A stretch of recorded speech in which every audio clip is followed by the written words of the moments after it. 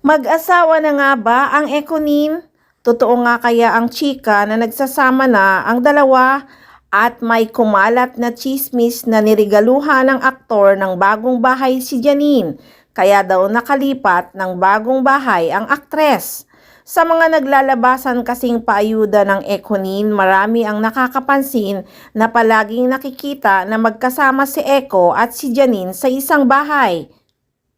Katulad na lang nung nag-share sila ng picture na kasama ang mga kaibigan ni Janine na nagpunta sa bahay niya, nandun si Eco at si Janine nakaupo sa sofa at si Eco ay nakaupo sa lapag. At isa pa yung TikTok na video ni Janine na sumulpot si Eco na biglang nagtago, parang galing daw sa kwarto. At si Eco ay nagbibihis. Janine Gutierrez na si Miss Anthea Bueno. Ayan, habang umaaura si Janine nagtitiktok, ayun, alam kong nakikita nyo si Eco sa likod. So ayan, tawang-tawa si Miss Yon na sa likod, kaya biglang napayuko si Eco. Meron pa ngang nasa sasakyan si Janine na may caption na mag-coffee daw siya. At sasakyan ni Eco ang gamit niya.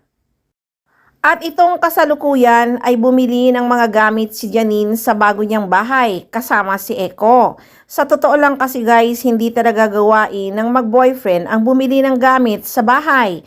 Kaya maraming kulilig ang pumapasok sa isip ng mga netizens at mga fans niya. Mukhang nagsasama na raw sa isang bubong ang Econin. Pero syempre, aapila dyan ang mga solid fans ni Janine dahil hindi naman daw ganun si Janine na basta na lang magsasama ng hindi kasal.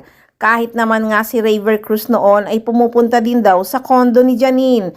Minsan nga pinapaliguan pa nilang dalawa ang aso ni Janine sa mismong kondo ng aktres. At hindi daw talaga magagawa ni Janine na makipag-live-in sa isang lalaki ng ganun kabilis.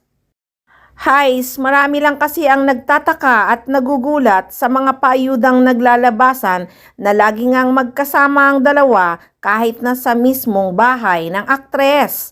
Kinikilig man at masaya ang mga fans ay talagang nag-iisip pa rin at nagtataka. Lalo na ngang may nasagap silang chika na nirigaluhan nga daw ni Jericho Rosales si Janine ng bagong bahay. Kaya nga pati gamit ay talagang magkasama silang mamili ng aktres. Totoo man o hindi ang chika, ang importante nagmamahalan silang dalawa at nagbibigay ng ligaya sa kanilang mga fans. At sana nga si Eco na talaga ang the one ni Janine Gutierrez.